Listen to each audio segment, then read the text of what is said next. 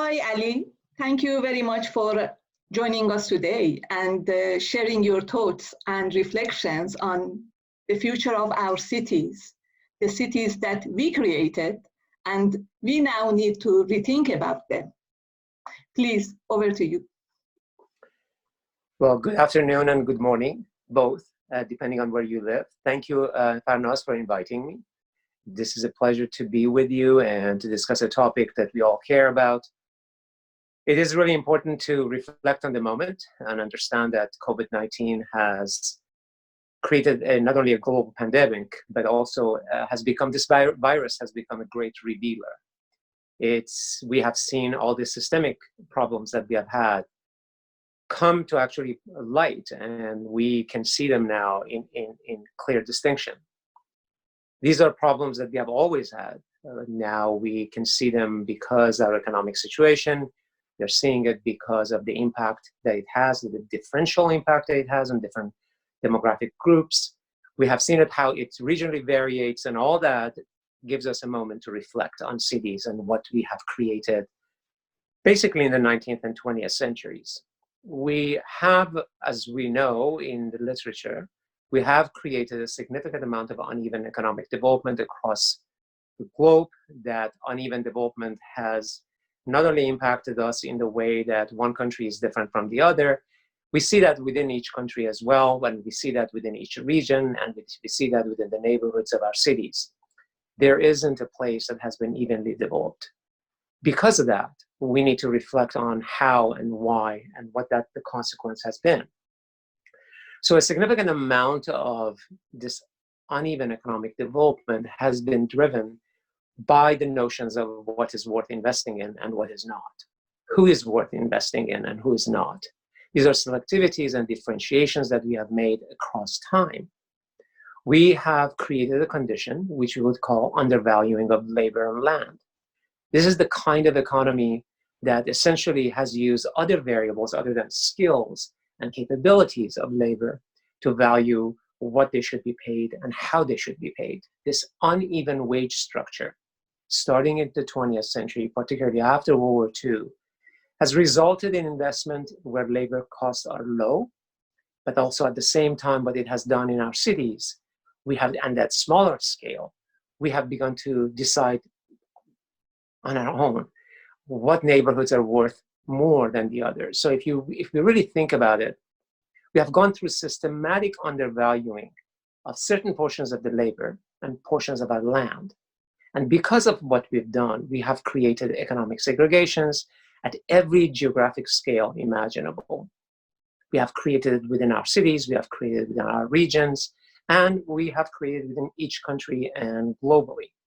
What that really has meant is a consequence to that, and the consequence has to be understood really well. We not only have undervalued the land and undervalued specific neighborhoods and specific regions, we have invested in them less. We have invested in them more. We have created amenities and disamenities that has added up to a very uneven quality of life. Access to healthcare services are higher in one place than the other. Access to quality education is better in one place than the other, which now means when COVID-19 shows up, regions with a significant underinvestment in their healthcare system are going to suffer most. But there's more to that consequence of uneven development. And there is one aspect of this that we have to begin to think about. One element is the environmental justice element that we have been doing research on for 20 or 30 years, which really suggests that not only we have created disamenities and problems and amenities in one places than the others, we actually have created an uneven distribution of pollution, if you believe it or not, which essentially means some people suffer from pollution more than the others. There is one other bigger problem that we have not paid attention to out of understanding how to lower the labor cost. And this is the scenario we have followed. We have taken money and made it mobile. The capital has become mobile, moved across the borders of countries, and moved to regions where wages are low. So that was one way to reduce the cost of production. And therefore, what we have really created is undervaluing of labor in particular places where the same work in another country would have been paid more. So hang on to that one, and we'll come back to revisit it. So there's a second part to this that I think everyone has paid attention to, sort of directly or indirectly. And that has been an issue for this sets of conditions that we have for quite a few decades. And that's around what's called fertility rate. Well, as a consequence of these economic costs, differentials, and all the other factors that goes into this, we gradually have seen fertility rate decline, not only within countries, but also within specific cities and regions. What that really means is the following. Typically, for a population to replace itself, we need a fertility rate of 2.1. Since World War II, we have seen a gradual decline of fertility rate. Part of it has to do with the fact that children become more costly to have. And investment in their education and their wherewithal is something that not everybody can afford. So having too many kids, especially in high-cost metropolitan areas, becomes almost a sort of a privilege. So one of the things that we have to think about is that what are some of the consequences, and can we see this? Well, to some extent we can. Now, here is what the issue is. At 2.1 is the replacement, and here are the differentials at the global level. For the high-income countries, we are, as of 2017, at a fertility rate of 1.63, which essentially means that they are getting to what is called the demographic cliff, or the fertility cliff, meaning that after 1.6, returning to the higher levels is impossible. So the population begins on its own, on a natural increase rate, to decline. Now, let's take a look at others. Middle-income countries are 2.34. Middle to low income are 2.74. Lower income is about 4.6, which essentially means there's a differential production of bodies. Now, this is a very crude way of putting it, but this is really important to think about. What we really have created in the process of the differential investment, we also have differential population sizes and differential population increases, which essentially means when we arrived in the 21st century, we had created two conditions that went together. Uneven economic development and uneven wages meant that people had an incentive to move from one country to another country to increase their income. However, in the receiving countries, particularly countries of global north, the shortage of labor, which was driven by the graying of the population, essentially meant that immigration would become important. Now, the reaction to that was fascinating, because as we begin to think about countries needing labor, at the same time, there are some intentionalities to prevent that labor from arrival. So that's one. The other one is the differential treatment of the labor or immigrant population when they arrive. So what we have created is a very unsustainable conditions in which either we rely on labor mobility and allow for global labor migration to follow the market structure, or if we are going to prevent it, we need to think about how the investment in those countries where actually there is skill, there is education, and production can be shifted, but how do we look at the wage structure? So one of the issues that we have to think about is what are the places that we are seeing some of these problematic issues? And it's not a surprise to anybody. The first country to face labor shortage was Japan. Everybody knows about graying of Japan. Japan's fertility rate as of 2017 was 1.43. Italy, 1.34, which means that Italy is a graying country. It is no wonder that North African immigrants, for example, are needed in Italy. The elderly population of Italy need care. Who is to provide it? And then there's more. Korea is running about 1.05. Hong Kong is about 1.13. Singapore, 1.16. Bosnia, Cyprus, Spain, Portugal. Many of these countries are beginning to see a condition in which we are seeing a significant amount of decline in fertility rate and reliance on labor. But a country like Spain also is a net exporter, could be, of its younger population due to lack of economic development that matches other European countries. Within the Middle East itself, the numbers are quite fascinating. United Arab Emirates, which has largely a male immigrant population and largely foreign-born, has a low fertility rate. Qatar is also below 2.1. Turkey is about 2.08. Iran is about 2.12. Iran is a fascinating country. Went from high fertility rate And in the 1980s, it declined. And only in the last few years, you have seen a bit of a dip up. Lebanon runs about 2.1. The entire Middle East and North Africa are at 2.84.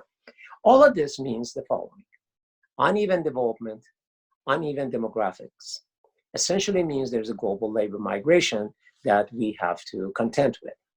Now, add to this mix, and that brings us back to the COVID situation, add to this mix the differential treatment of the population based on race, ethnicity, and provincial preferences, which essentially means that as labor begins to move, even in the receiving country, they're not treated correctly, but at the same time, the racism that comes out of the 19th century and racial narrative essentially means disinvestment in particular neighborhood. So it shouldn't be a surprise to countries that United Kingdom or for us in the United States to begin to see the differential impact of COVID on communities of color, which means that our disinvestments of the past have been now revealed by COVID-19 to show us that in fact, lack of equal treatment could have a consequence for us.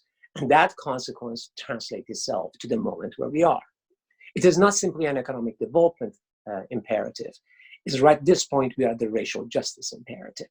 And we are at the point where we need to look at our uneven development and think about it slightly differently than we have done in the past. So now, if we sort of combine all of these together, the issue becomes, well, we are describing what we have at this point. How do we get out of it? How do we set a course for a different way of being? And this is where we begin to think about it in reverse order of what I talked about. So at one level, we need to begin to address directly the issues of race and ethnicity. We need to understand that without racial justice and without social justice, it would be difficult to be constantly in development mode without paying attention to equity. We have to rethink that one. And if we begin to think about solutions, that solutions reverses from the global level to the local level, meaning that at the local level, this needs to be addressed. Mayors, decision makers, nonprofits, all the community-based organizations need to be involved in reformulating a new kind of city that we think about. Cities are supposed to be about hope. Cities are about ascendance. Cities were not supposed to be places in which we create this uneven structures that is sustained in multi-generational way. Think about the differential at this point between wealth generation of the higher income group and the wealth generation of the lower income group. And then think about intergenerational wealth transference. How do we go about doing that? And at the local level, it's much easier to solve. This is not something we start from the global level, but the Council of Mayors later on can come in. So if we stage this, it would go from the local to regional to Council of Cities and the Council of Regions into the national level and the global level. So that's one element of thinking about it. The other one to think about is that we need to begin to think about how global labor migration will be managed. By 2050, labor shortages in the global north will require labor movement. How do we deal with that one? How do we create an equitable condition where the labor that comes from Africa, the labor comes from Asia or Central and South America is treated equally as would a native-born labor be treated? So essentially means that we need to begin to think about ways in which we create equity levels at every level. We need to create from the foundation of the local level and build on that. So the foundational structures are at the local level, the more manageable ones are there. With that in mind, then when we look at productivity, we are not looking at essentially just gross GDP. What we are really thinking about is the justice element. Are we equitable? So one condition, one way to begin to do this is for the cities to begin to think about having an equity audit. Check themselves on an annual or biannual way of where they are. Have they progressed? Set course. Get community engagement going. Citizen participation is fundamental to the kind of equitable conditions that we are needing. The reality is that the market economy, which is assumed to be by itself to be the leveler, it is not. It actually is very well used to create differentiations, to create unequal treatments. With that in mind, we need to begin to check ourselves against new sets of criteria that allow us to think of quality of life in a different way. That the quality of life is not simply measured in high income, middle income, and low income. It's about creating levels of equity. With that, I will stop and answer any questions you have. Thank you very much, Ali. That was fascinating. And the way that you connected this uneven economic development to the shortage of labor immigration, and how different races, different ethnicities are treated differently, in the host communities, in the host cities. So, and how it created, actually, it is the start of a vicious circle. Mm-hmm. And the way that we need to revise it. It was fascinating. And I really also like the way that you addressed the question of how.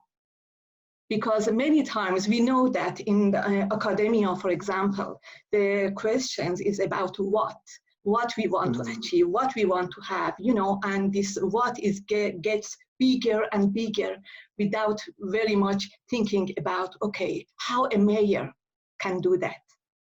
So am I correct that in your view, equity auditing is the first step at a local level to be taken by the urban governance? Yes, and I think this is really an important way to approach it and create a city in which everyone has a voice. You do have one city in England that should be looked at. It's quite an interesting model for doing this, and that's Bristol. And the mayor of Bristol has done a marvelous job of beginning to sort of bring that sets of conversations into governance. And this is really the important part that I'm focusing on. I'm not talking about government, I'm talking about governance. It's about decision-making structures, incorporation of thoughts and relationships, and acknowledging. One of the best things we can do through equity audit is to acknowledge our failures, to know what we've done so we can build and move forward, not to be defensive about what has happened in the past. Great. With regard to different treatment of races and ethnicity, I wonder if you want to bring in the gender issue? Yes, and exactly. So this is something that we sometimes talk about. We perfected the idea of differential treatment. In any category that we could imaginable, we have differentiated. We have really never caught up with the issue of same pay for women. Labor treatment of women has been awful, even within the country where the labor, so a male and a female American would be treated differently. So it's not really just the labor that moves in from other countries or comes from other countries. And the thing is that's really important is that we have tried to undervalue labor in every dimension possible. This is the time to reassess that. And one of the portions of the equity audit is actually should be focusing on gender differences in pay. But also at the same time, it should be focusing on skill differences and why it is that we value certain skills differently than the other, and how do you create economic security for populations that live in our cities and our regions. What I was thinking is that surely when a mayor does this equity auditing, and in order to find solutions, the weak point, failures, to address them, surely there will be some objections. There will be, and I think that's one of the resistance to maintain. Well, so there will be always those who want to have the status quo because the status quo works for them. I think the coalition building, it's not just really the mayors who do this, it's the coalition that they build that will do this. Mm-hmm. The idea is that we need now coalition builders. We need people who are not simply from the office of the mayor dictating what's going to happen. A coalition is a coalition of the willing, and also it requires for people to be strong enough to go through that process. The early phase, nobody wants to change if they're benefiting from it. Which means that cities need to go through a period of self-reflection, and that self-reflection requires the voices of others in. And I think if we begin to look at some cities that are doing that, you begin to see they address their history, for example. They don't start from you and me, they start from 100 years ago in the way, for example, neighborhood structures and values were created. In the United States, redlining created the cities that we have. But redlining is almost 80, 90 years old, which means that we had a racist structure to the land valuation and housing valuation that has embedded itself and mapped itself against our cities. And undoing that begins with acknowledging. It's acknowledging what has happened. And why is it that there has been disinvestment? Think about how gentrification happens in particular ways. In one manifestation of gentrification is undervaluing of property in specific parts of the city and lack of investment in them for a long time until the land is undervalued and the undervaluing passes a specific point where now it is important to go buy the entire blocks, demolish the buildings and build new things, but not for the people who live there. We tend to do it for people who are just going to come there. So we constantly create this undervaluation and then overvaluation of specific properties. That needs to be acknowledged. That needs to be understood and audited. Are we creating land use and development policies within our cities that actually lead us to this point of having gentrification becoming a model of economic generation for cities, where real estate taxes are valued more than quality of life for residents of the city? Another thing that you mentioned, that action should be actually all need to act at different levels, global level to local level, and NGOs, non-for-profit, academia, and basically everyone. So this is the very personal, actually, question. You are one of the Silk Cities advisors. You know, you generously have supported Silk Cities through years. So the question is that how this kind of initiatives, non-for-profit initiatives like Silk Cities, how can we help? What can be the role of Silk City or others in this scenario to help that? Well, I think that nonprofits, including Silk City, have a specific role, and that role is to create structures for conversation. I think the conversations need to be multinational, the conversations need to be comparative.